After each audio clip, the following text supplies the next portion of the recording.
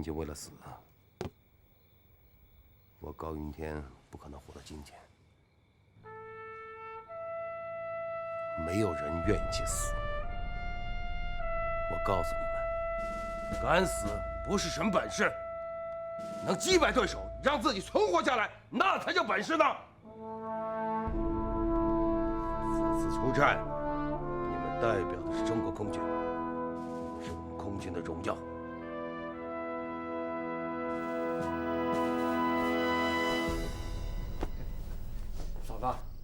这都是勤务兵干的事儿，你就别跟着忙活了。你知道什么呀，少平？我什么不知道？你们高大作一进家门呐，我就知道有点不对劲了。怎么不对劲了？他那个眼神呐，亮得让我心慌。眼神儿？对，已经有过一回了。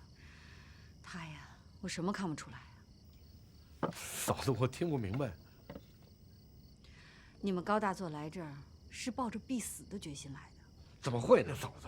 怎么不会啊？你们高大作可不是那种苟且偷生的人。明天你们将面临一场恶战，必须有个思想准备。我们所有人都知道，日本人的新型飞机。 要比我们的飞机相比起来，那从性能上要好了许多，所以一定不能硬拼。当然了，我们要对付他们的轰炸机，那是绰绰有余了。所以说，一旦得手，不能恋战，一定马上转到这儿，不要回成都，就在这2个废弃的机场降落。 我想那个时候，日本飞机一定会赶过来。你们一定要记住，不要管飞机，保命要紧。你们的生命会比飞机重要。到那个时候，我会派人呢，在这儿接应你们。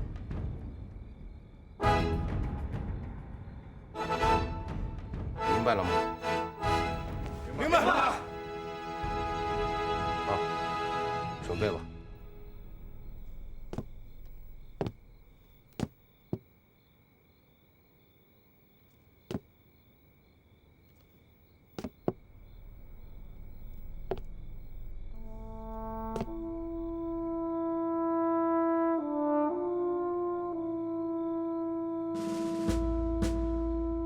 你们一定要活着跟我回来。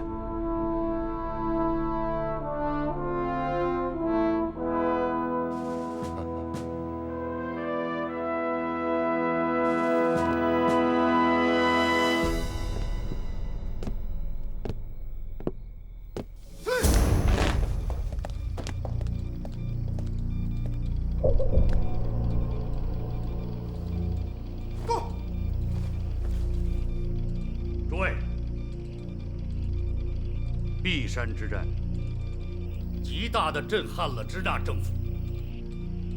有迹象表明，他们为了寻找回颜面，必然要寻机报复。而这，也正是我们盼望已久的。船上大尉，嗨！ 你们灵战队来做支那空军的终极者。嗨！即便是场游戏，也要做到善始善终。嗨！为此，你们灵战队要有追击到成都机场的准备。长官，如果是这样，零式飞机将创造续航1852公里的世界纪录。那就去创造吧。嗨！ 凤鸟乘风，圣人乘时，就在成都机场，终极支那空军。嗨！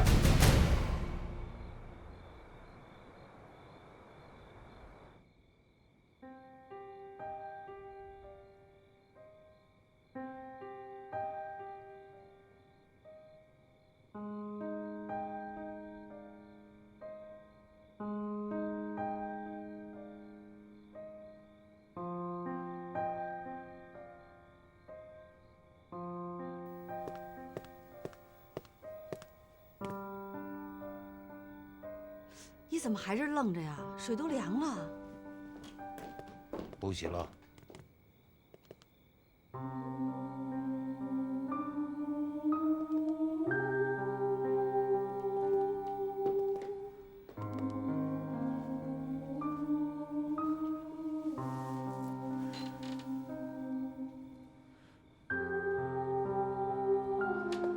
看你这魂不守舍的样子，是不是到了紧要关头了？不是紧要关头啊，是生死关头。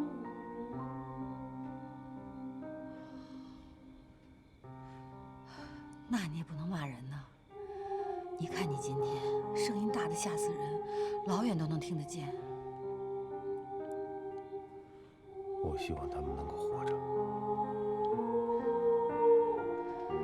是啊，我今天看到的没几个是无面骨了，都是生灵。这可都是我们空军的希望。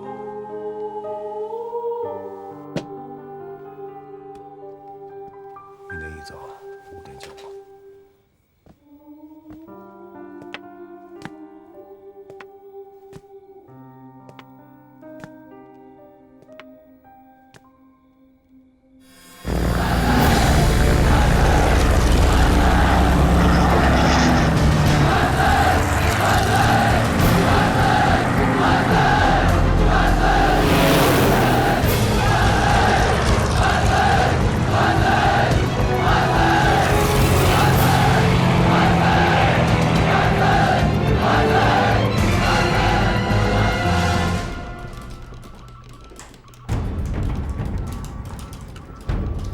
报告司令官，汉口特勤报告，13架零式飞机今晨倾巢而出，伴随57架97陆攻，正朝重庆飞来。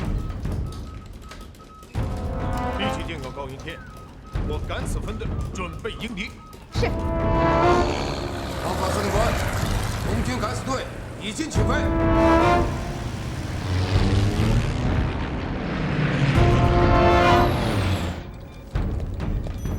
报告，加藤大佐来电。好，就这样。念。97陆攻击群已接近重庆上空，即将进入轰炸航路。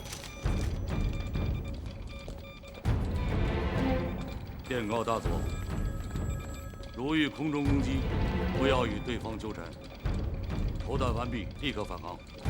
后面的事情全部交给灵战队去做。是。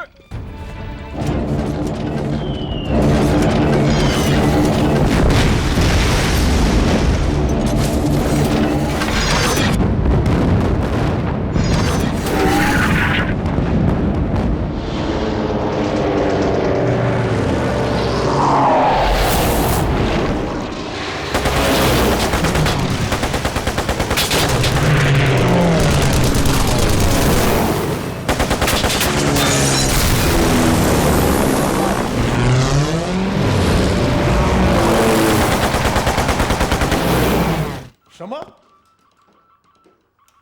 观察到我机在向敌轰炸机攻击。是的。我不是让他专门打敌人的新型战机吗？这是怎么回事？马上给我接成都的高云天。是。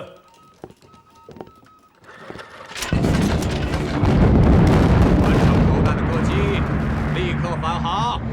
不要纠缠。明白。12航队已经返航。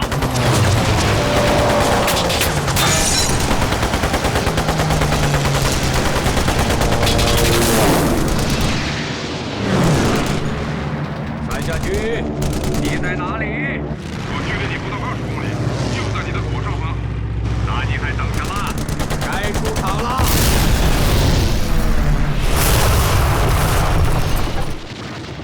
我现在下去会误伤你的，你那已经乱成一锅粥了。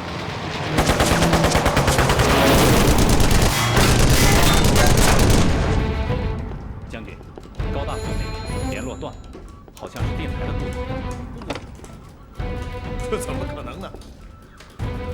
这高云天又在玩什么把戏？将军，我看他是好意，将在外，军令如此不受。司令官，地面观察到有2架日军97陆攻被我击中起火。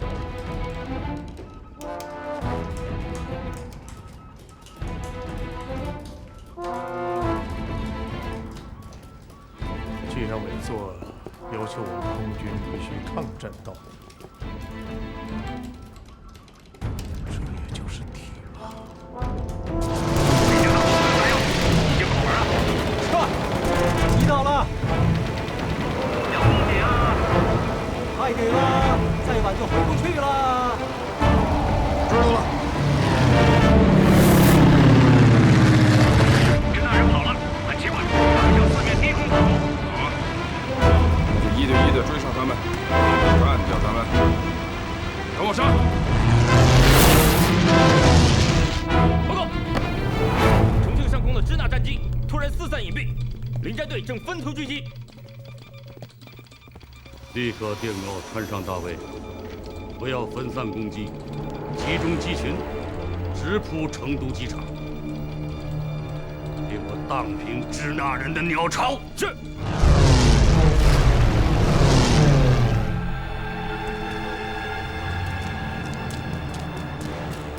报告，讲。 2个废弃机场均报告，有我空军飞机紧急降落，目前暂无人员伤亡。不过，其中一机场遭敌机机枪扫射，我3架飞机起火。 3比3，不算丢人。报告，讲。成都远郊防空观察报告，8架不明敌机正低空向我太平寺机场飞来。拉下迫击炮，全体进入工事，准备迎战。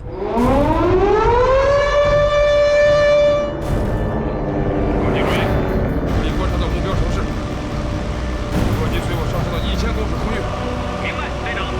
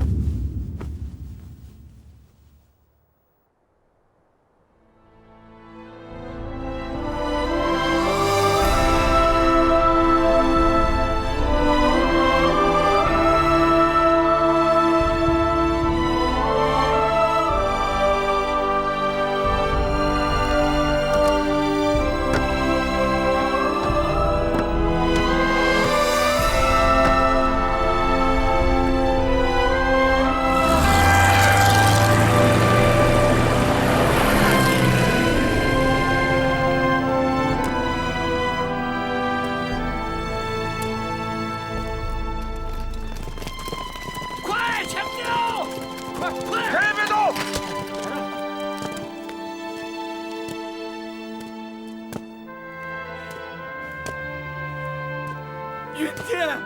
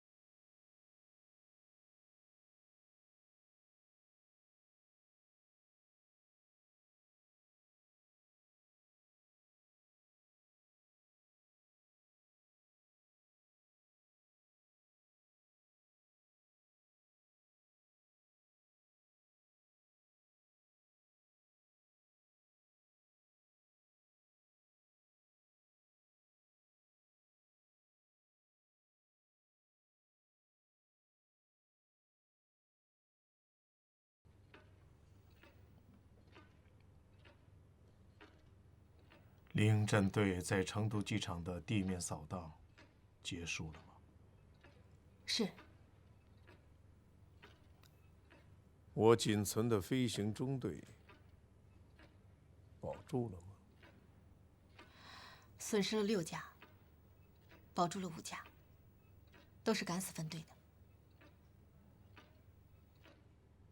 那就好，还不算全军覆没。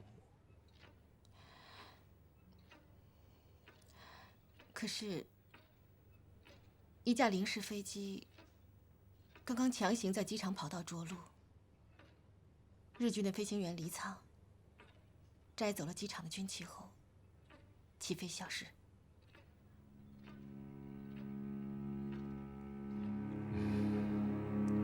怎么会有这种事情？高大队长来电，自请处分。更不幸的，高云天的妻子在空袭中中弹不治。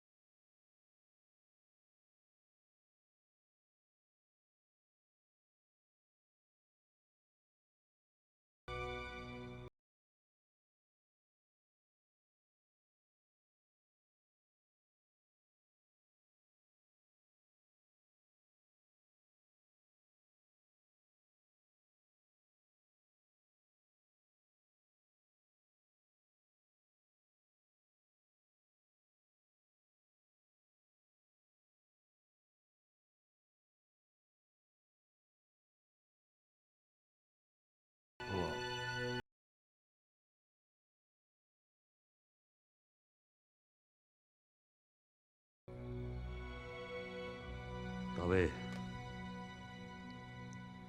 你应该去看看医生了。你得的是胜利忧郁症。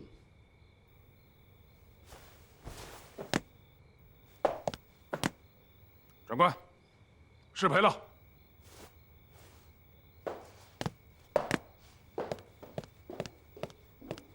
回来。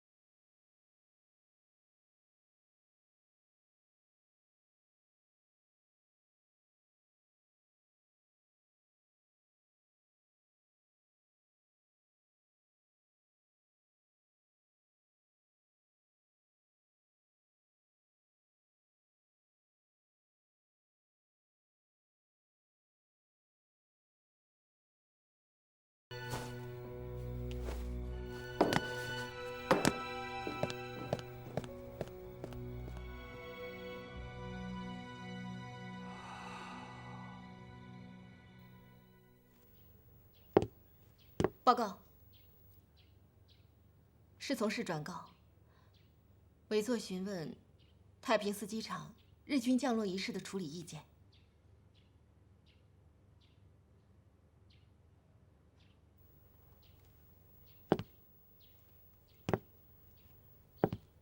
呈告委座，从明天起，我现存的5大队改名叫无名大队，包括我在内，大队所有未死者，从明天起都闭挂赤字。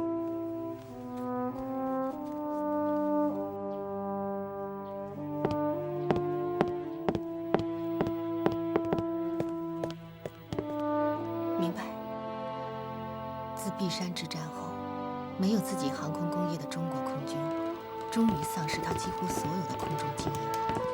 不久，由于国际政治格局的变化，来自苏联的援助也逐步缩小，并终于中断。中国空军似乎已经走到了尽头。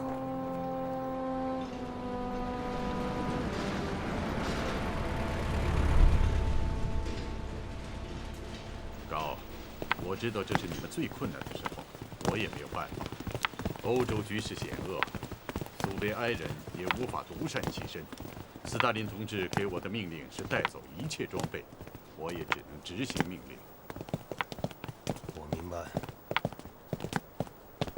将军，我必须向您报告，3架 C-62无法起飞。什么？你是说3架 C-62轰炸机发动机故障，无法起飞？是的。高，是你们做的手脚吧？你们看见了吗？别跟我来这一套。你们在3架飞机的航油里放了白糖，结果化油器被堵住了。既然飞机出了故障，那就把他们留下来吧。高，我们恐怕再也不会回来了。看在3年我们鲜血凝成的友谊的份上，我们就把这3架飞机留给你们。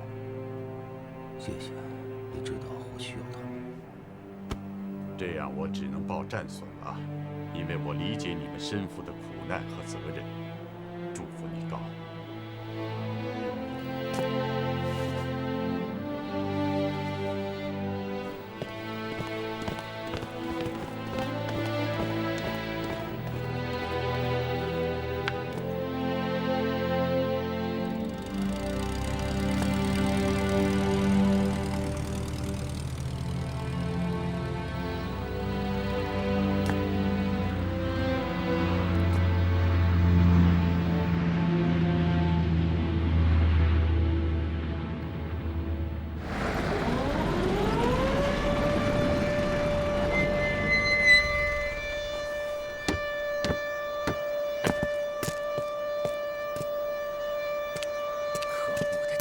大将，预警网通报，10架临时飞机由河内飞来。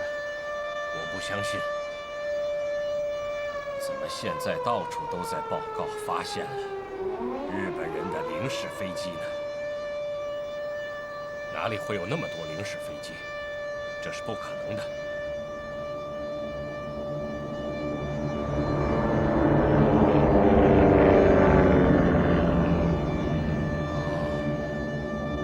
只是中岛97式飞机，这种型号属于日本陆军，比日本海军的96舰战还不如。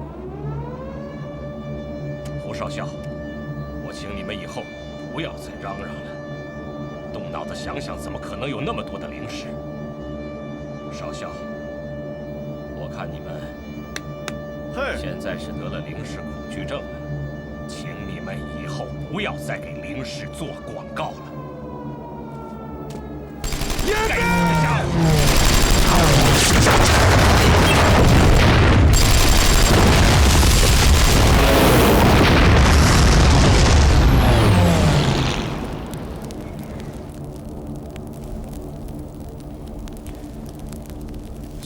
太可恶了！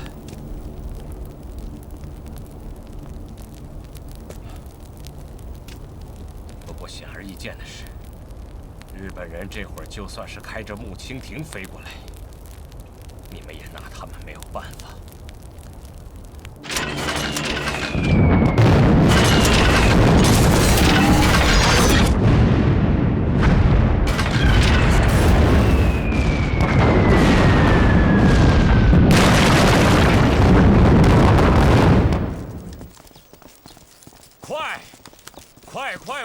快！站住！啊！我是陈纳德，陈纳德，是夫人叫我来的，让我进去。是少校，让他进来。谢谢。哎，给我钱！钱！给我钱啊！给他钱！是。哎，谢谢。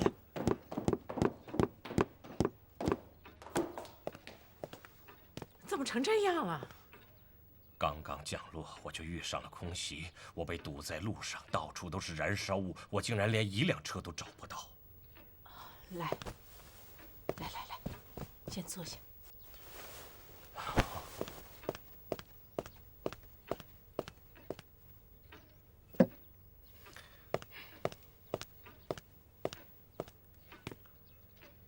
谢谢。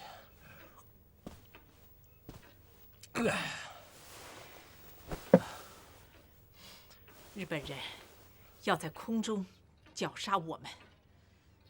就在昨天，那些日本人完全摧毁了我的航校。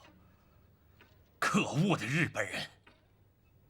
要是没有更好的飞机和更好的飞行员，我的国家事实上无法利用你的经验。我也是这么想的。 委员长刚才一直在等你，他希望你立刻回美国去。什么？让我回美国？不，现在不行。你冷静点，克莱尔。我们现在得想办法购买美国的新型飞机，同时雇佣美国的飞行员来华参战。可是。 那样，你明天就飞香港，转道飞美国。什么？让我飞回美国，去求飞机，求飞行员？是这样的。老实说，夫人，请您听好了，您说的这些根本就是天方夜谭。为什么？为什么不可能？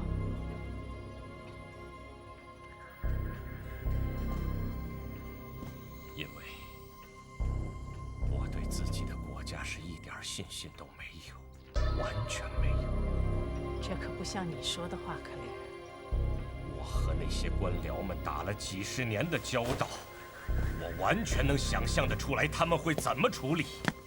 就算是闭着眼睛，我都知道他们会说：不。克莱尔，也许。 会比你想象的好一点。不可能的，夫人，他们只会搪塞。地图在哪儿呢？重庆在哪儿？昆明又在哪儿？可是委座已经下了决心。那我们也得先搞清楚这件事行不行得通。第一，美国根本就不会在这种时候卖飞机给亚洲，他们的眼里只有欧洲。即使他们卖点陈年老货给你，那些能拿来与日本零式飞机相匹敌吗？如果不能与日本战斗机抗衡，那买它来干什么？第三，行了，上校，看来您还是不怎么了解委座。哦，是吗？他既然已经决定让您回美国，您这些理由已经不存在了。您要知道，我的丈夫是那种典型的思维偏执者，您影响不了他。您知道吗？为了体现对此次行动的重视程度，委座已经命令空军司令陪您一起去华盛顿。你是说毛将军？是。他要和我一起去美国。一会儿委座他会亲自跟您谈，您就听着，不要反驳。您有什么条件，您就尽管提出来。华盛顿那边，宋博士他会协助您，您就向他报道就是了。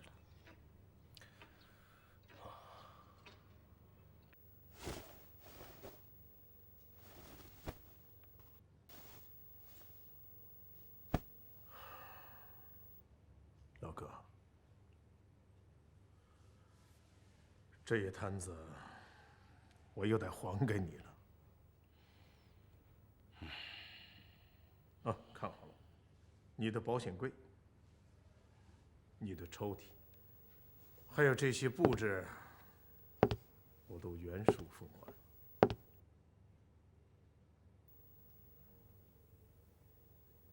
说实在的，自你走后这几年，我毛某人可真谓是萧规曹随，苦苦支撑啊！非常不好意思，你交给我的战斗机，还有飞行队，是我不能如数奉还。毛兄啊，不要这样，没什么可内疚的。我们空军能走到今天，已经是个奇迹了。但愿你此去美国，能奔回一些像模像样的救兵。一无外汇，二无可兑换的矿场，全是空口来说。这求人的事儿，给人家打工作业，我这打了几年的仗，说白了，我还真是有点不太顺。马兄啊，不必过于悲观。看日本人现在的神气，山姆大叔心里会不舒服的。他们不会坐视不管。从战略意义上来讲，美国人不会置身此事之外，孤芳自赏。日本人想当亚洲的霸主，谁能阻止他们呢？法国人败了，英国人自顾不暇，只有美国人了。别忘了，美国人在菲律宾和太平洋诸岛有着他们重大的利益，所以卧榻之侧，岂容他人干涉？我只是担心上校说话的分量。他在我们中国可以上下图天，可是到了华盛顿，他只是一个退役的上尉。毛兄，你错了。上校如果是土耳其人，夫人会搭理他吗？就是因为他身后有美国巨大的实力。如果没有美国的巨大实力，上校什么都不是。上校之所以是上校，就因为他是美国人。陈纳德这个美国佬，一旦回到美国，就犹如青蛙跳到了池塘里，只需呱呱地叫上几声，比你我叫上几百声都管用。信不信？我敢跟你打这个赌。好了，毛兄，愿你